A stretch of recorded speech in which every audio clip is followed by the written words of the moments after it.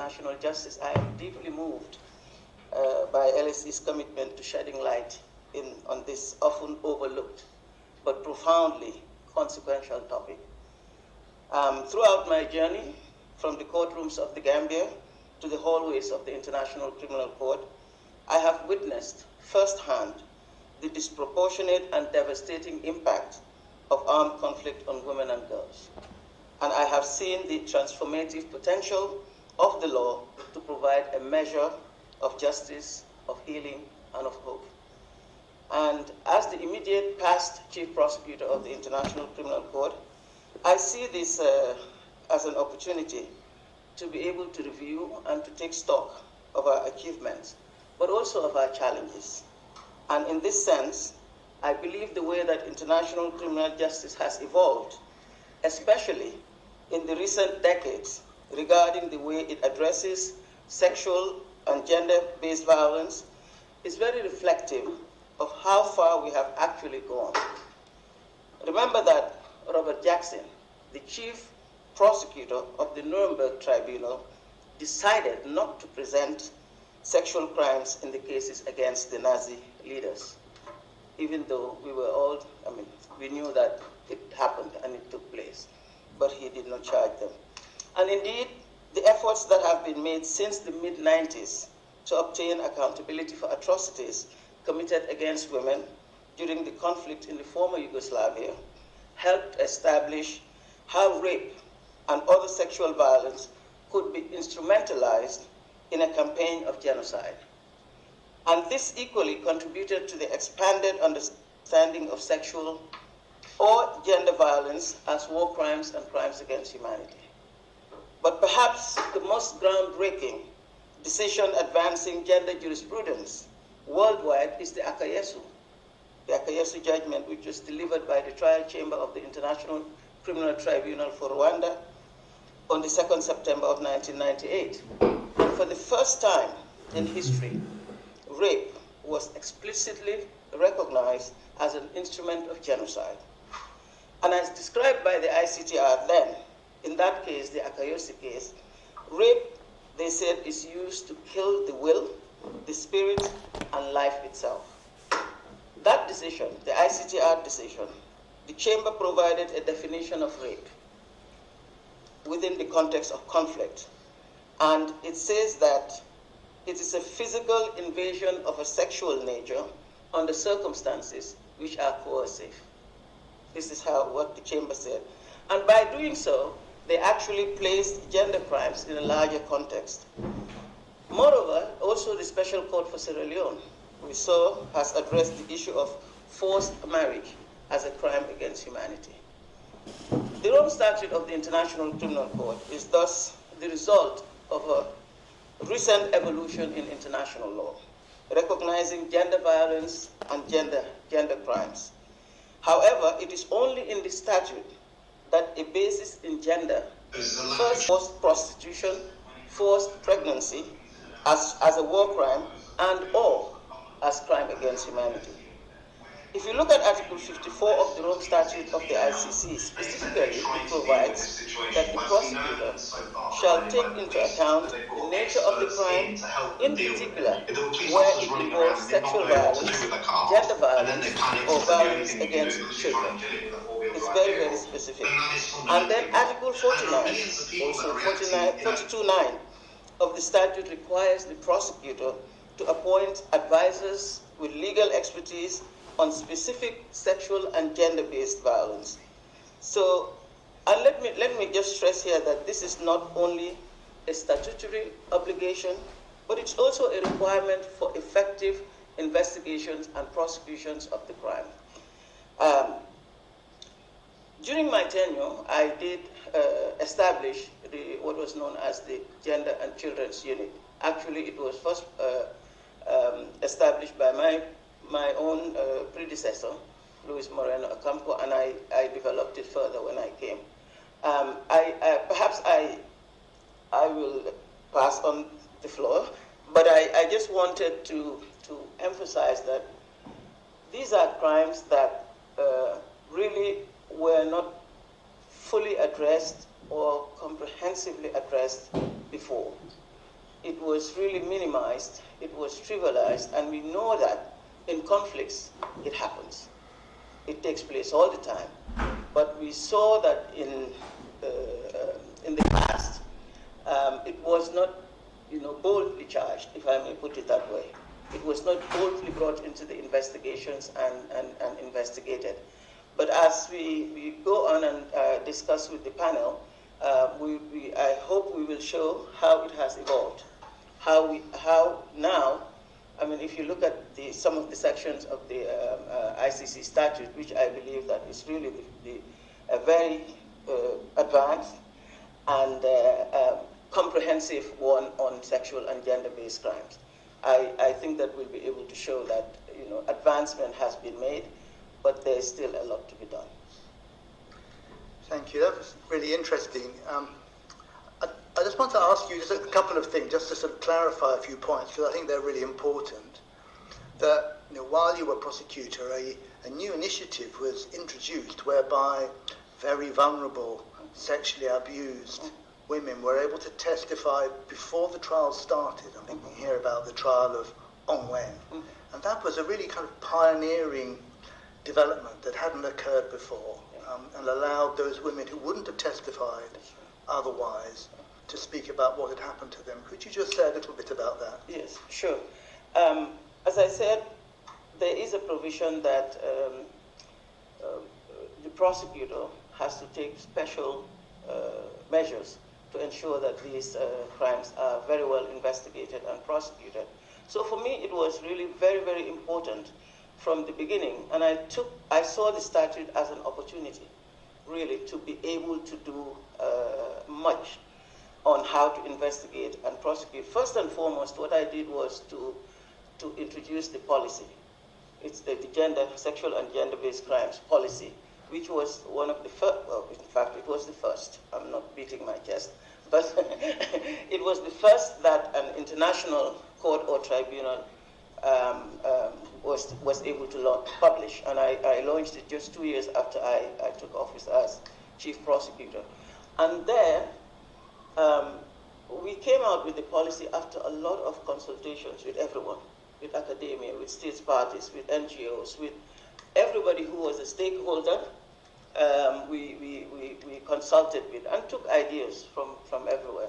So one of the things that we really did was how to ensure that the victims can feel comfortable to give their evidence. This was important, because if you go ahead without having the evidence to be able to charge for these crimes, you will not be able to charge them properly. And victims, because once they're victimized in these kinds of crimes, there is a stigma on them.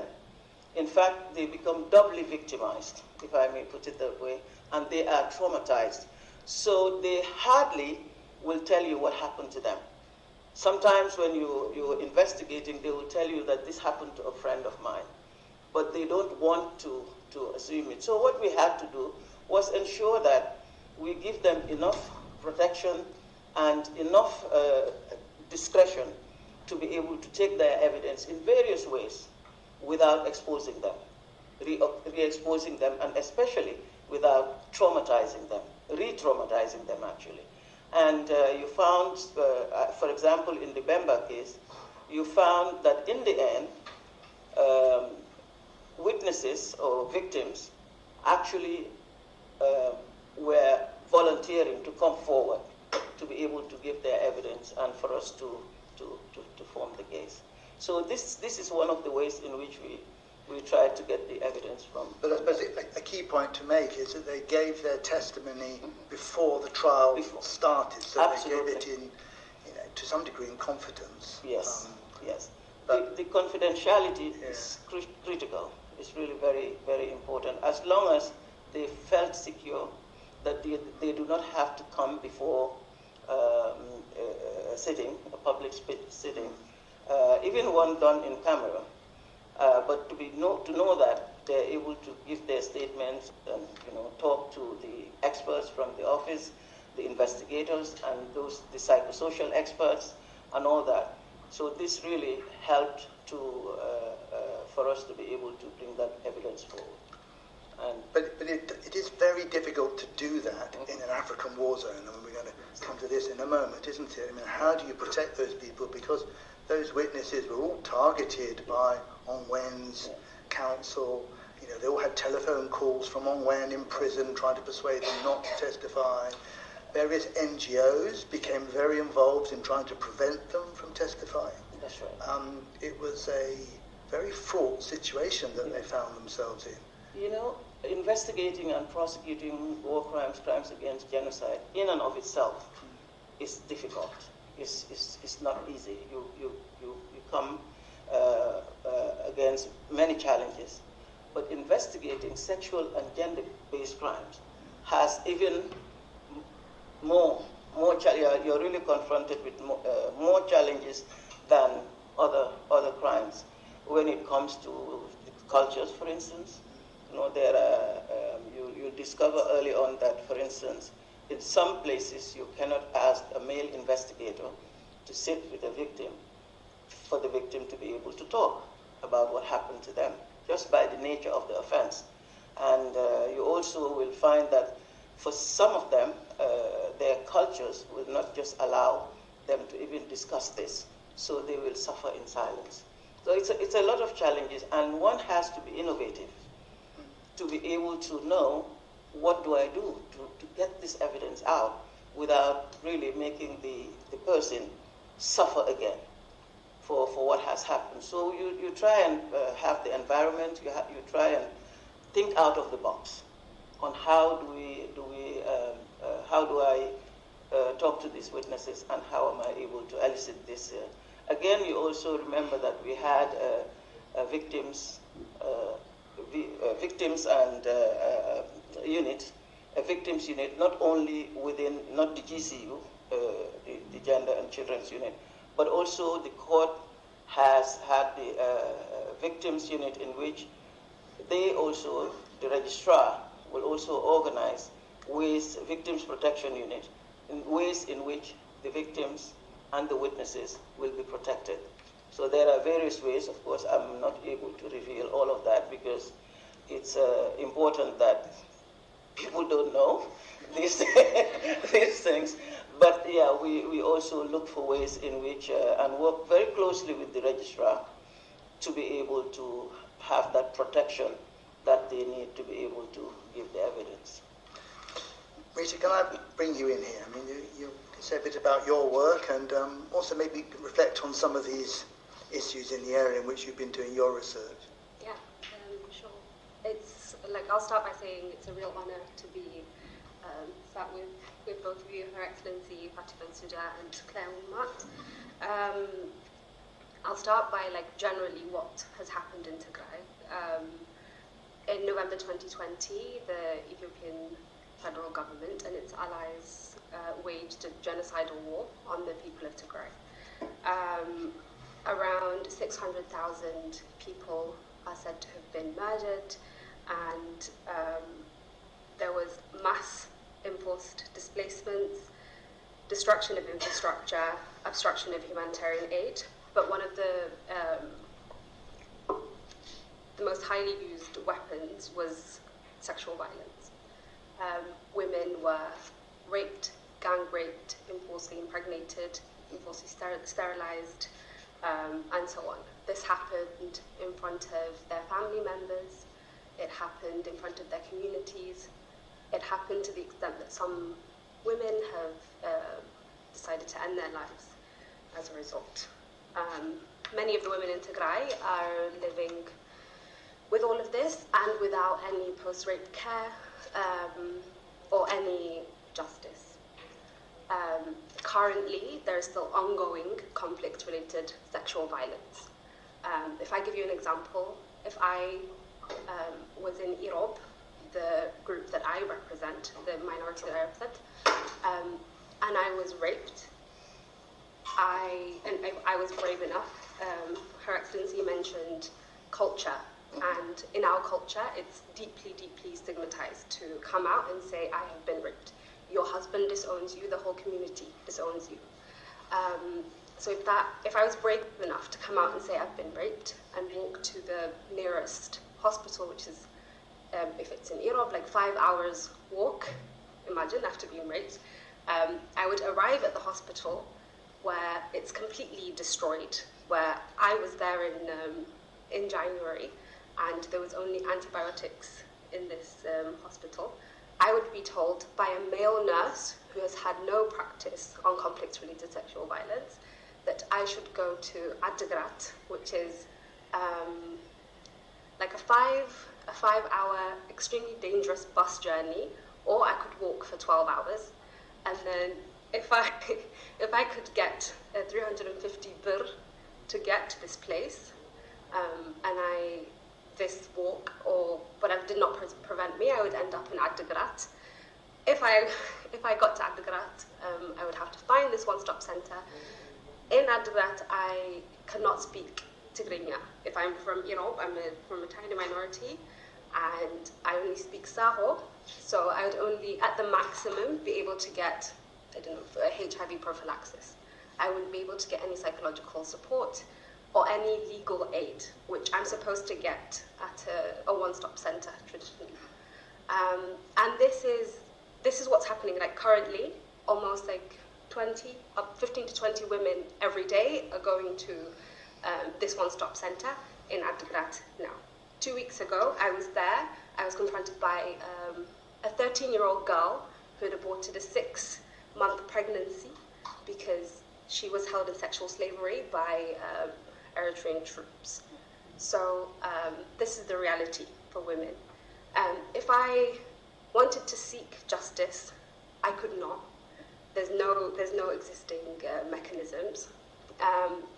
With Ethiopia, what we tried to lobby for during the conflict was an independent investigation to the atrocities that took place. ICRI was set up, the Independent Commission of Human Rights Experts on Ethiopia. There was an international unwillingness for this to continue.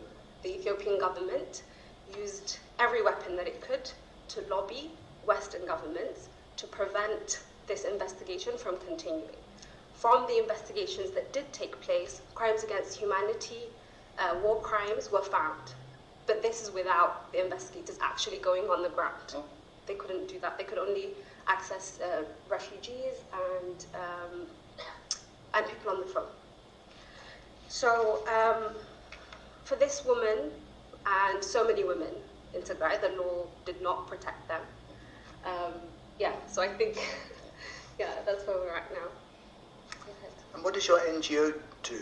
I mean, you work for an NGO, so your main aim is, if you like, bear witness to these appalling events, maybe in the expectation or hope that at some point it is taken up by an international tribunal or some kind of system to ensure a level of justice and accountability. Is that your aim?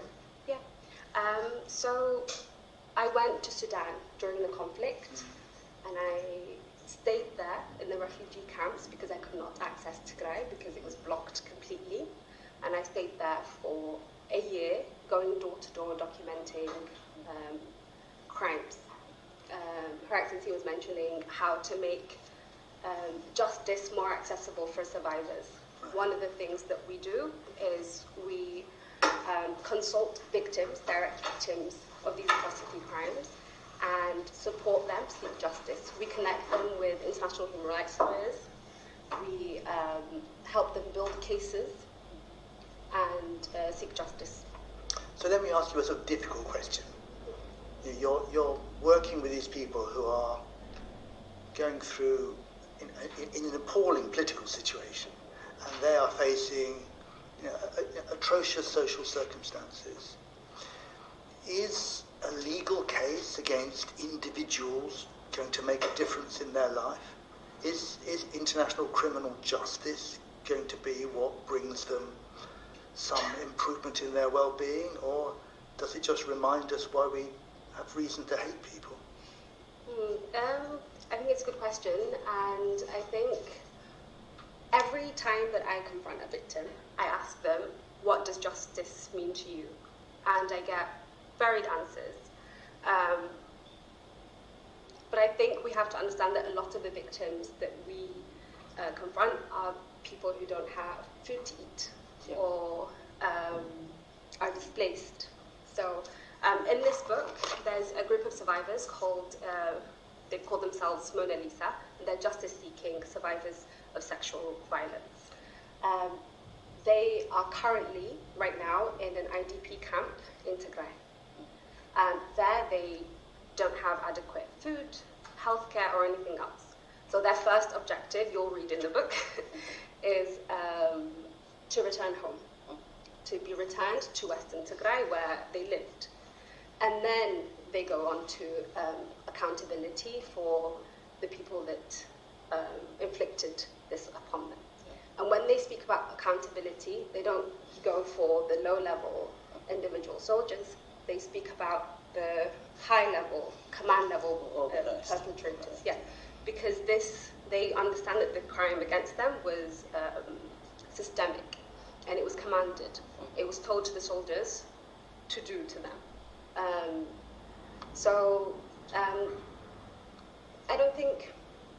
I think we also have to, if we see it from the survivor's point of view, it's that, but I also think we have to see it from an impunity point of view. Like, why should these people who are inflicting this pain on these populations get away with it? I suppose there are examples, including African examples, where that's precisely what's happened. I mean, you could say that the South African example was an example of that moving on, creating improvements in the well-being of people means a kind of setting aside of accountability. You're suggesting, well, I'm not quite sure, are you suggesting that that's not acceptable, that there has to be a holding of people to account, or do you feel that that other way, the kind of Truth Commission approach, the amnesty approach, is a viable possibility? I think the Ethiopian government currently has a transitional justice policy that includes the kind of stuff that you're speaking about, amnesty and truth commissions and things like that. The example of the woman that I gave, the one woman who would have been raped in Iran, would have been raped by an Eritrean soldier, for example. And an Eritrean, in the transitional justice policy, Eritrean crimes are not covered at all. They're not mentioned at all in the whole policy. So victims of Eritrean crimes are completely neglected. And this is half of the population of Tigray. I think in an ideal sense, if truth is out, like if the government is able to admit what it did, if the people that were involved were able to truly admit and be sorry for what they did, I do believe some members of the population would accept that and move on. But I do think accountability is the most important here. Claire, I'm sure you've got lots to say about all these things, about this case, but also about how officials who are supposed to implement these new forms of legislation actually go about their work. I mean, it'd be really good to get your insights into that. Sure, yeah, just to say I'm so honored to be here with perhaps Fatou Bensouda and Rita, who I've had the privilege of working with and learning from over the past couple of years on some work related to Tigray. But my work is not actually specifically focused on conflict-related sexual violence. So I think in my mind, our three roles can kind of be understood almost sequentially. So if the ICC is setting really important precedents, changing global cultural perceptions of what constitutes violence, sort of setting the agenda, if you will, for responses to conflict-related sexual violence and sexual violence more broadly. And Rita is doing a lot of the work on the ground of collecting testimonies, documenting, providing that link between people who've experienced these crimes, legal officials, helping people sort of see their options. So if Fatou Bensouda is sort of, expanding the realm of possibilities for survivors when it comes to seeking justice, Rita is helping them kind of actualize that and access those institutions that might support them. My work is a little bit different. So I study legal aftermath. So I'm interested in what happens after a law or a policy changes and how those new rules kind of filter down into practice in criminal legal institutions. So my work has taken place in both global south and post-conflict situations, but also global north contexts like Canada, where I'm from, the United States, and a bit in the UK as well. So I'm very interested in the way that law filters down into practice, how officials are using their discretionary power to assess which kind of victims do they want to devote their scarce time and resources to responding to. And I ask, what do those decisions tell us about how older forms of power like patriarchy or national inequality, global inequality, race, etc., how are those forms of power persisting in spite of changes, these really important changes to legal framework?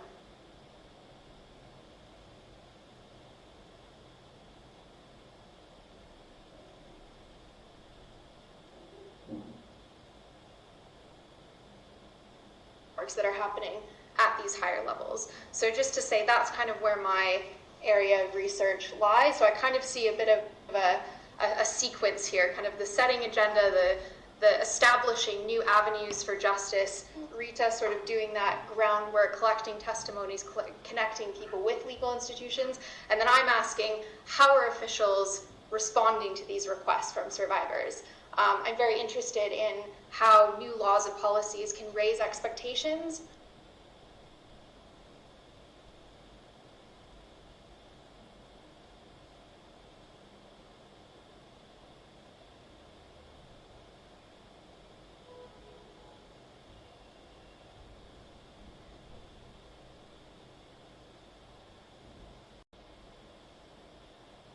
among survivors. So we saw after Me Too, for example, there was a significant uptick globally of sexual violence reporting. But at the same time, you see plummeting rates of prosecutions and convictions. And so the question in my mind then is, what's happening? What are people asking for when they're reporting sexual violence? And then what's happening later on down that process? So in terms of international law and conflict-related sexual violence, what I'm going to be paying attention to, particularly in the aftermath of the Tigray War, because as Rita said, a lot of this conflict-related sexual violence is ongoing in particularly in occupied areas of Iraq and elsewhere, is just, what do those everyday experiences of producing justice look like for survivors who are seeking something from these institutions? So that's kind of a bit about my research and how it fits in here. Well, but we're talking mainly about African context here, so maybe just with a focus on that. What have you found out? Well, I mean, Africa is a very big, diverse continent, and I don't claim to be an expert on the entire continent. My PhD research, a lot of it focused on Nigeria and the aftermath of the Violence Against Persons Prohibition Act, which was a sweeping set of legal changes to the Nigerian legal framework around responding to But do you find a kind of contradiction in your work? Maybe for both of you might want to answer this. Is there a contradiction at that level, the level you're talking about, between what people think is the right thing to do and what the law suggests they should be doing? Does that come up as an issue? Because the law is externally generated, isn't it? And it, as Her Excellency was suggesting, people often have a very different view of it. Is that something that you've thought about? I guess the victims and survivors that I work with tend to see law as kind of one form of power and one potential tool among many that shape and constrain their lives. So it's not necessarily that law sits on top of a neat hierarchy of rules that kind of, filter down, but it's one form of power. So a form of power can be oppressive, it can be emancipatory, and it depends on how you're able to use it. So in my own research in Nigeria, for example, a lot of these legal changes were fought for from the grassroots up. It was very much a locally driven agenda. These were Nigerian feminists who were fighting to overthrow colonial legal frameworks that had defined rape in very limited, narrow ways. And they wanted to create many more social protections for victims and survivors who came forward to report those crimes. Obviously, as is the case with so many legal reforms worldwide, a lot of these are not implemented, so we don't see people being able to access the kinds of protections that might have helped them access justice. So one of the things that I've noticed, actually in many different parts of Africa, so it's almost like I haven't worked everywhere, but in most African countries in which I've worked, where they've introduced, where an Age of Majority Act has been introduced, that rape is very commonly the crime that is taken to a magistrate's court. But actually it's the father of the girl who is pregnant trying to extract money from the family of the boy and using the Age of Majority Act, and saying, well, she was under the age of 18, therefore the family has to pay money. And the magistrates' courts are full of that sort of debate and argument. But it's not kind of rape in the way that we've been talking about it. It's a kind of violation of property, isn't it? Again, I think it's so important to be specific about context, and the areas that I'm working on were urban. So a lot of these cases did go to magistrates' court, but a lot of them were not. They were going to the high courts, and especially if they were reported to central police stations. It was sometimes the case that a case would be directed to a magistrate's court if there was kind of some corruption involved, or if the families were sort of trying to sway the case a particular way. But I would say those were, at least in my own experience in this specific context, were the minority of cases. It's interesting, yeah. right? Because very often bride price is so important to the families that it becomes a kind of focus for these discussions. But anyway, have you got any questions for the audience? I've got lots more questions. Yes, let me take one. I just wanted to say something before we take the questions. I think the major problem that we're confronted with is the fact that in every conflict, almost every conflict, you find that there is sexual and gender-based crimes. People are raped, people are gang raped. If you recall the Rwanda genocide, if you talk about Yugoslavia, if you talk about some of the cases that came before the ICC, some that are being investigated at the moment, and outside of Africa as well, not just in Africa, we see that the war, the battle, are fought on the bodies of women. This is what's happening. It's fought on the bodies of women. And an institution like the ICC is an international institution that is not dealing with, that is actually complementary to domestic jurisdiction. So ICC, as you know, will only step in as a last resort. So what I think needs to be thought about carefully is how do we have that filter down to because it happens at the domestic level. We have these crimes, the sexual violence crimes, that I believe, what is happening at that international higher level, we should have a way in which it will complement what is happening also at the domestic level.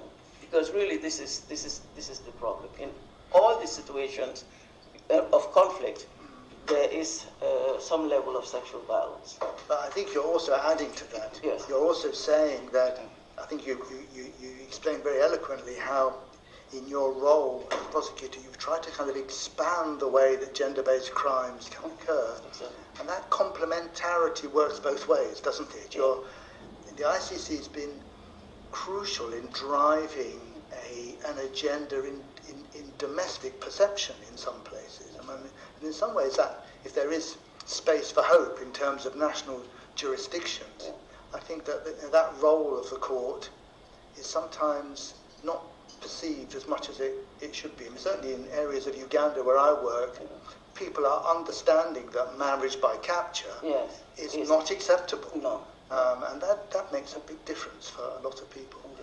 There's a question up there. Yeah, thank you so much for a lovely talk. My name is Sakshi. I'm a master's student here at the LSE studying human rights and politics. I wanted to ask a question about the recent events at the ICC and ICJ. Has the lack of adequate response to the ICJ and ICC outcomes and statements with respect to the genocide in Palestine, shown its lack of effectivity in actually protecting women and their needs and dignity in war-stricken zones? And how do international powers kind of navigate this almost power-based international order that seems to be straying away from a rules-based international order, where women from the global south especially tend to be the most serious victims from? Thank you. Thanks. Yeah, let me take a few questions. So there, a very important question on Palestine, but it almost could apply to Ukraine as well, I suppose, that question. Yeah.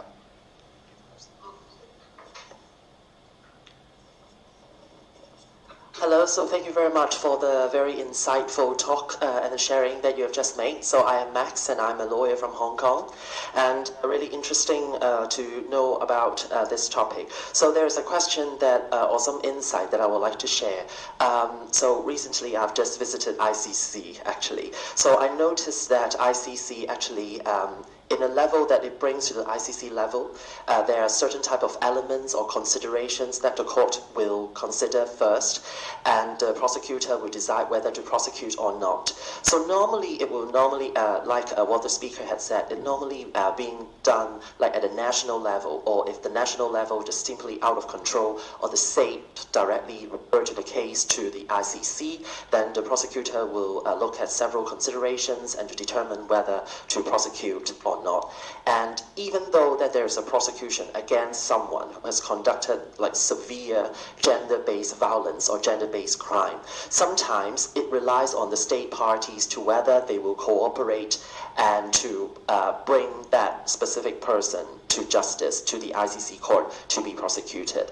So this is the one observation that I've just made. So whether state parties, whether they will be cooperative to bring such criminal or such accused to the ICC to bring justice is one observation. And the second observation is that ICC has also its key priorities. So what I've observed from the ICC like recently, it's because they have organized like different, they might have ongoing investigations, or because of the limit of manpower and resources, they may only like target at specific times, like what happened in Israel and what happened in other places in the world, that really war crimes and other crimes against humanities are being happened. But for gender-specific crimes, it is normally being neglected. So I think for the future, I would like to ask the speaker, especially the prosecutor, the former prosecutor, that whether the ICC should bring more focus on gender-specific crimes, and even though that gender-specific crime will be focused, are there any difficulties apart from like gathering evidence or so? Thank you. Okay, thank you. It's about the statute, I guess, and the referral mechanism.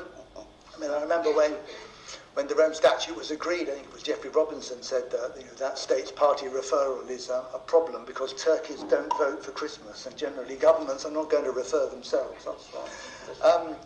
Any other? Is there a third question? Yes, please. Thank you so much. My name is Ramya Adiyar and I'm from King's College London. So this question is for Her Excellency. So you mentioned that ICC can only step in as a last resort. Then how can institutions like ICC better support national legal systems and prosecuting crimes of sexual violence against women in conflict? Okay. Thank you. Yes, please, over there. Yes, hello, Leon, Policy Officer with the LSE Department for Health Policy. It ties a bit to the first question, but we've talked a lot about advances in statutes, in legal requirements, but my question would be about the enforceability of it, and what can we do to improve how these things can be enforced when a fair share of countries are not even signatories to the Rome Statute, are not recognizing or supporting the ICC. What kind of leverage do we have that countries like Israel or Russia are not just ignoring these resolutions? Thank you. Yeah, can we take one more? Yeah. Hi, I'm Isaac. I'm just a senior school student, and I have a question for Rita, and that is, in the conflicts that you're aware of about the bus ride in the one-stop centre, how come in conflicts, specifically in the context, do sexual violence and gender-based rape occur so often as a form of power? I'd just like to know that. Thank you. Okay. Let's have responses to. I'm not trying to remember what they all are now, but we had two on sort of Palestine, sort of powerful states that are doing awful things. I mean, some of the answers to that is you've given in many of your recent statements about these things, isn't it? I mean, you came under such pressure when you were prosecutor. I remember your predecessor said to me at the Kampala review conference, he says, what can we do about the fact that we're prosecuting Africans all the time? It's because African states are referring cases to us, but I mean, that's not the case anymore, but the ICC doesn't have its own police force. So, exactly. You very courageously pushed forward the Palestine investigation, and you've been under a great deal of pressure over that. Yeah, I mean, I don't know whether you have an answer to this question. No, I think it's a very important question, the first question that you asked, regarding what is happening in ICJ and what is happening also at the ICC. I think first and foremost, we have to make clear that the jurisdiction of these two courts is different. ICJ, as you know, sits over governments and and then they give legal opinions on certain things and also request governments to take certain steps. Like in the recent decision of the Palestinian case, they are asking that Israel take measures to ensure that genocidal acts are not committed. So it's really over states as such. But with the ICC, it's individual criminal responsibility. I think you know this already. I'm just speaking to those who know what I'm talking about. So, and it's a much more difficult thing for the prosecutor of the ICC to move. It's not as easy because, of course, first of all, we have to remember that ICC, I say it again, and I will respond to your question indirectly. ICC was established by states coming together. It is not a United Nations court. It is a court that was set up by treaty, in which in 1998 in Rome, that's why you have the Rome Statute, in 1998 in Rome, the UN community, or mainly international community, after several diplomatic conferences discussing the ICC and having the rules of procedure and having the statute, that they decided that this court will be established after 60 ratifications by states parties. So all those states who are with the ICC and our states parties have done so voluntarily. They ratified the Rome Statute. So if you look at what happened with that institution, you'll find that it is the fastest, amongst the fastest organizations that came to be established because of the way the world was. We want justice. We need justice. You had Yugoslavia. You had Rwanda. And then what we needed was a permanent international criminal court that will have individual criminal responsibility, not just states. So therefore, the processes that are, so in 1998, this ratification, this establishment happened. In 2002, ICC was established. So that's why I said it's fastest, because it's just 4 years. When you have treaties like the Children's Convention, which have, all of these other big human rights conventions have taken years before they came into existence. So I think it also demonstrates the thirst for justice, especially international justice that that people were feeling at the time. So coming to the ICJ, I mean, this was established a long time ago by the United Nations, I think in League of Nations. Yeah, League of Nations, actually, which became the United Nations. But so this is what they try to regulate, relationship between states. Now the ICC, coming into existence, there were it was not just a court that was established, because many people felt that they were giving part of their sovereignty by just allowing the prosecutor of the ICC to just walk into any place and start investigating. So they said that the domestic jurisdictions will also be there, but they will only, the ICC will only act if there is failure at the domestic level to investigate and prosecute, whether it's by lack of political will or maybe inability to do so. But somehow those actions have not taken place, and the prosecutor is given the power to step in. But also there is the provision that states themselves can refer, once they are a state party to the Rome Statute, they can refer the case to the ICC. And several states, in fact starting with African states, several African states did that, and ICC started cases there. Now, the criticism against ICC was that ICC only had, at the time, African cases. It's only going after Africa, when Africans were referring their cases to the ICC. So I'm glad that by the time I left, this criticism really is not valid anymore, because I had gone on to open the investigations in Afghanistan. I also, Colombia, there was Venezuela, there's Myanmar, Bangladesh. I mean, it's a long story and we don't have time. But just to say that this is how ICC works. ICC does not just go and take cases. It's complementary to domestic jurisdiction. It's when the domestic jurisdiction does not act that ICC steps in.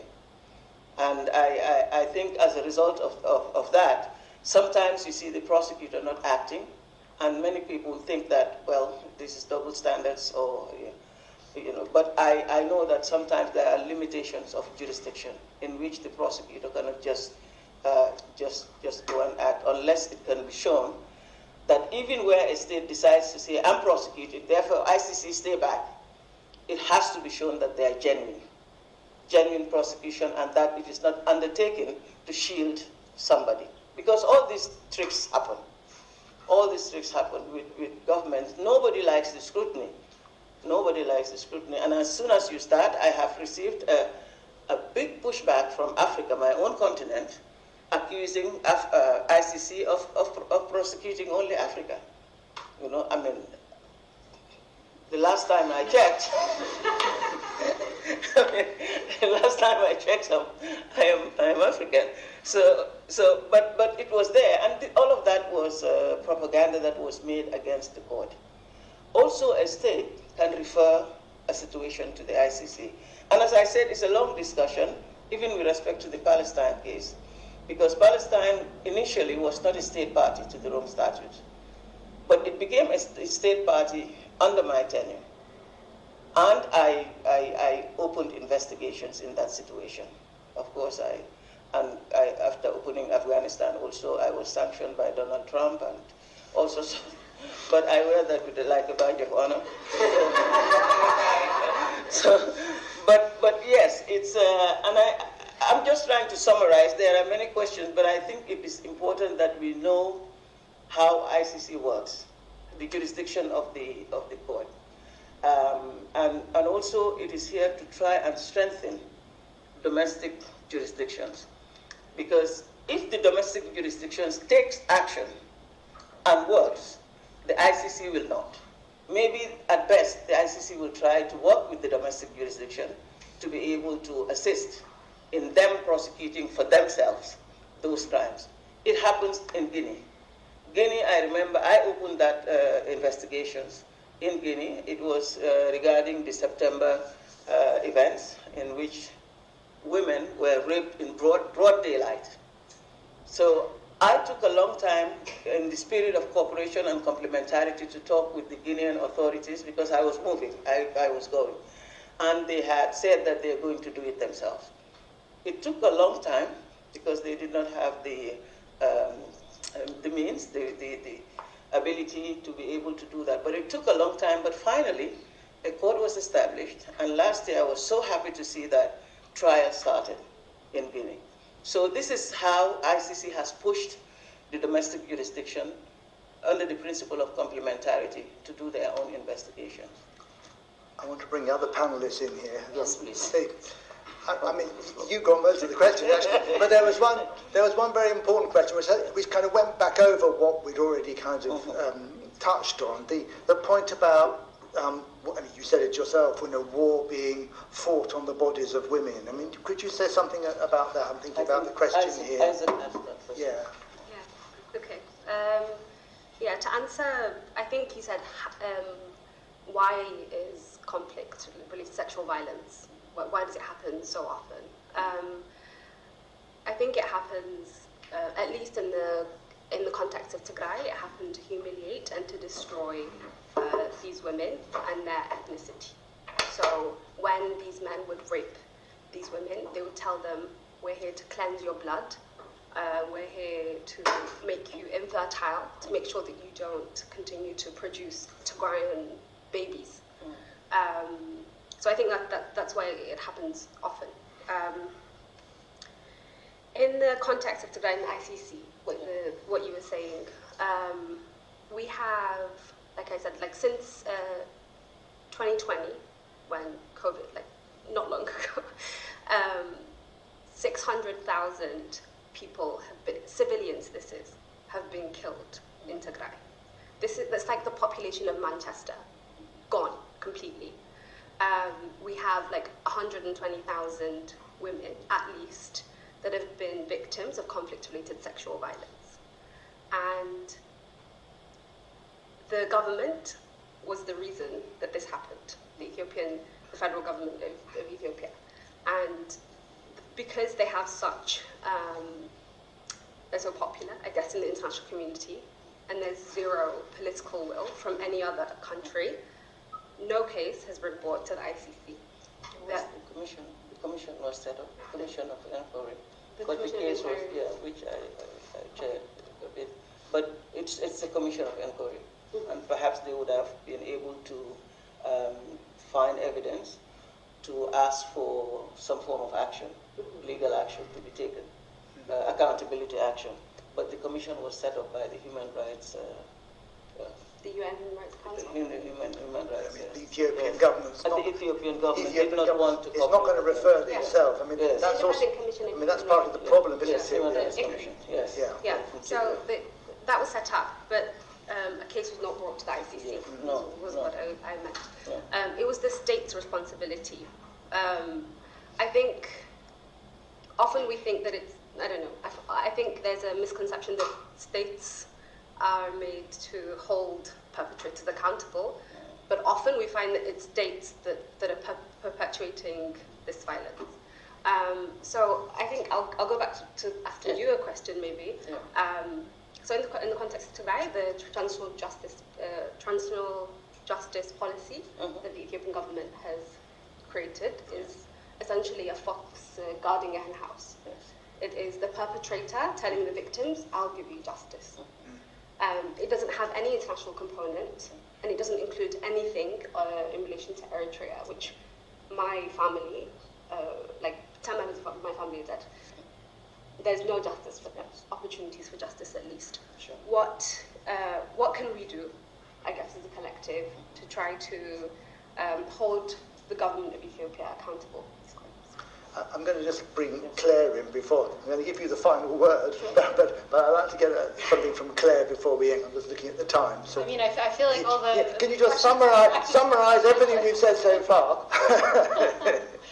I mean, maybe I'll just comment on what I'm most familiar with, which is the domestic justice systems. And, I'm always very interested in the conversations that are happening at the international level, conversations that are set, by a lot of the work that you were doing as prosecutor at the ICC, and the way that those filter down into domestic justice systems. And in my experience anyway, there is a form of complementarity happening in terms of conversations about cultural change. And by cultural change, I mean the culture of the institutions, the cultures of these legal systems that are saying, you know what, this is a conversation that's being had at the international level. So, I'm interested to see how some of these evolving situations in conflicts now will kind of filter down into domestic systems. But also it's, there's a lot of concerning things happening as well in terms of stonewalling, things not moving forward. And then my own work shows often that once a law does pass or a new precedent is set, there's still so much work that needs to be done kind of at the institutional level to make that happen. So yeah, that's... I think it's, certainly one of the things that I have found most encouraging, I've already made this point, but I'll just make it again, about the International Criminal Court's involvement in parts of Africa in which I've worked, is that there is debate going on in villages, in local languages, which would not have occurred before. Yeah. People are being introduced to concepts that they haven't thought about in that way before, and the International Criminal Court's involvement, even though it might be resisted by some and people complain about it, there is a discussion about these things. I mean, when I first started working in Africa, I worked in places where people were being killed and nobody cared. Maybe people still don't care very much, but people notice in a way, and the International Criminal Court has brought that scrutiny to parts of the world that haven't had it in the past, actually, and that's been hugely important. But there is this huge problem, I think, with the criminal court in terms of the referral, which has come up in some of the questions. Yes.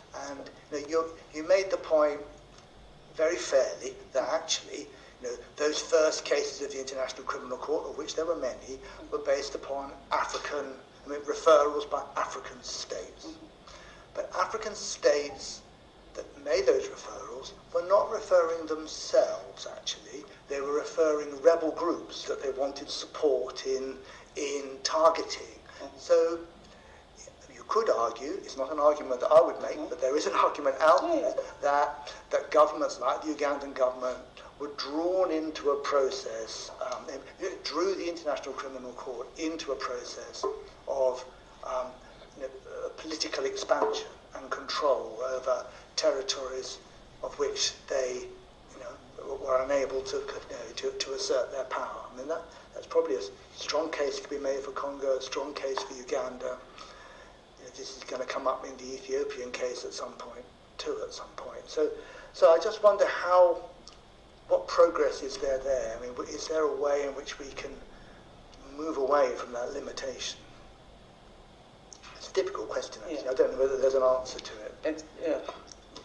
But let me just come to the question that my co-panelist has asked, Rita.